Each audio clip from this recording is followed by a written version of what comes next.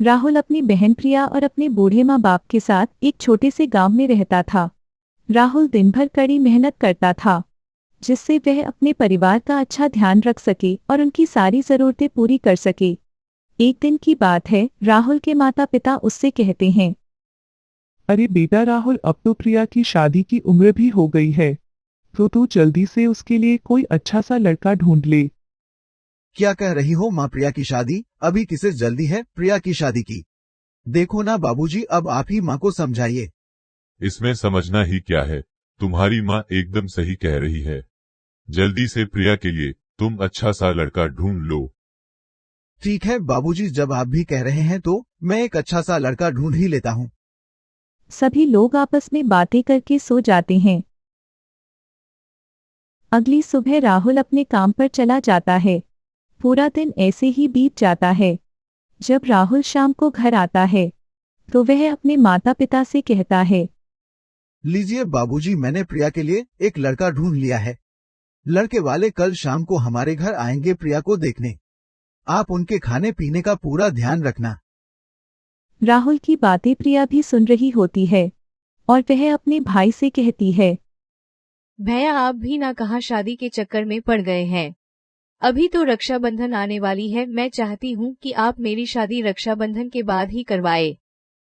कैसी बातें कर रही है पगली? जैसे तू हर साल अपने भाई को हंसी खुशी राखी बांधती है, वैसे ही इस बार भी बांधेगी, तो चिंता मत कर और कल का ध्यान रखना। फिर अगले दिन लड़के वाले राहुल के घर आते हैं। उन्हें प्रिया तो पसंद आ जाती है, लेकिन लड़की की माँ राहुल को अलग ले जाकर कहती है, हमें तुम्हारी प्रिया तो पसंद है, लेकिन हम शादी जब ही करेंगे जब तुम हमारी मांगे पूरी करोगे। आप चिंता मत कीजिए, मुझे आपकी सारी मांगे मंजूर है। आप बस मेरी बहन को खुश रखना। अरे रुको, पहले हमारी मांगे तो सुन लो। मुझे ब्याह में 5 लाख रुपए चाहिए। अगर एक भी रुपया कम हुआ तो हम बारात वापस ले जाएंगे। राहुल 5 लाख का नाम सुनकर पसीना पसीना हो जाता है, लेकिन वह यह मांग पूरी करने को कह देता है। आप चिंता मत कीजिए, मुझे आपकी यह मांग भी मंजूर है। बस आप मेरी प्यारी बहन का ध्यान रखना। अरे अभी तो मेरी एक मांग और है। अभी रक्षाबंधन आने वाली है, जब प्रिया तुम्हें राखी बांधने आएगी तो तुम्हें उसे ढेर सारा सोना देना होगा। अगर मंजूर हो तो बताओ, हम बात आगे बढ़ाएं।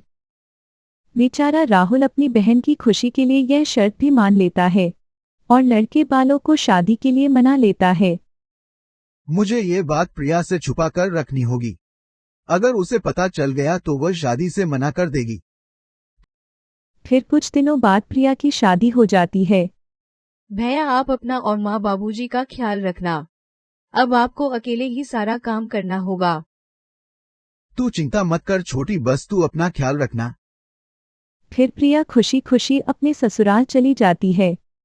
यहाँ राहुल जैसे तैसे करके शादी में 5 लाख तो दे देता है, लेकिन उसे रक्षाबंधन की फिक्र हो रही होती है, क्योंकि वादे के मुताबिक उसे अपनी बहन को राखी के बदले ढेर सारा सोना जो देना था।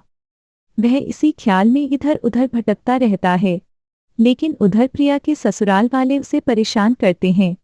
वह उसे कहते हैं कि अपने भाई से किसी न किसी बहाने पैसे मंगवाएं, लेकिन प्रिया साफ साफ मना कर देती है और कहती है, आप लोग मुझसे कितना भी कहिए, लेकिन मैं अपने भैया को और ज्यादा परेशान नहीं करना चाहती, इसलिए आप ये सब बातें छोड़ दीजिए। उधर रक्षाबंधन भी आने वाली होती है, लेकिन अभी तक राहुल के पास देने के लिए कुछ भी नहीं था। फिर राहुल एक सुनार के पास जाता है और अपना घर गिरवी रख देता है और बदले में उससे ढेर सारा सोना लेता है। ऐसा करता देख प्रिया उसे देख लेती है और बिना कुछ कहे वापस अपने घर चली आती है और अपने पति से कहती है, अजी देखिए ना, भैया आज मुझे बाजार में सुनार की दुकान पर मिले थे। वह अपना घर गिरवी रखकर उससे सोना ले जा रहे थे। मुझे क्या पता प्रिया, क्या पता उन्हें पैसे की कुछ ज्यादा ही जरूरत हो, जिससे वे अपना घर तक गिरवी रख रहे हो।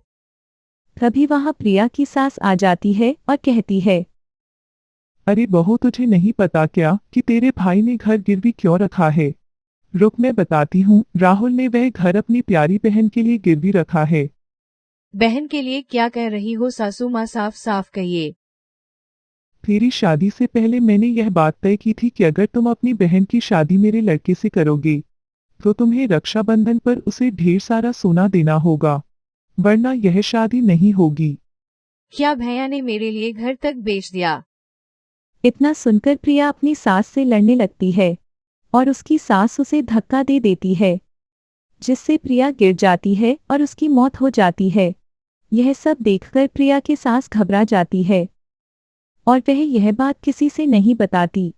ऐसे ही कुछ दिन बीत जाते हैं। इधर राहुल अपनी बहन के बारे में सोच रहा होता है। सोने का इंतजाम तो हो गया है, अब बस रक्षाबंधन की देर है। मैं बाद में सुनार का पैसा धीरे धीरे चुकता रहूंगा, लेकिन अब मेरी बहन तो खुश रहेगी। बेचारा राहुल अपनी बहन की खुशी के बारे में सोचता रहता है, लेकिन उसे क्या पता था कि उसकी बहन अब इस दुनिया में नहीं रही।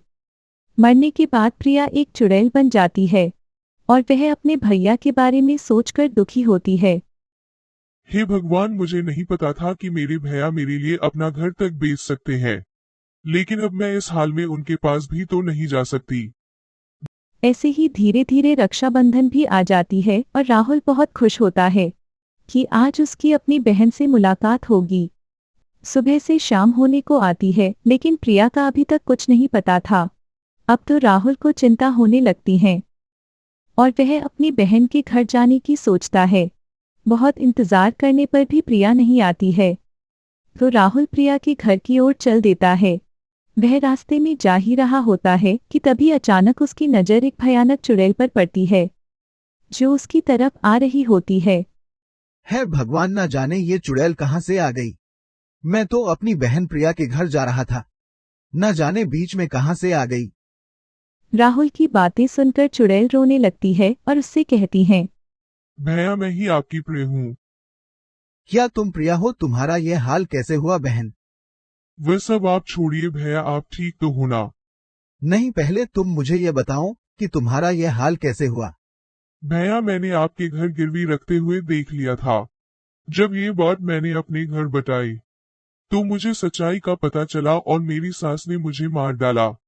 लेकिन भैया, आप मुझसे वादा कीजिए कि आप उन्हें कुछ नहीं कहेंगे। ये तुम कैसी बातें कर रही हो छोड़ी? उन्होंने तुम्हारा ये हाल किया और तुम उन्हें बचाना चाहती हो।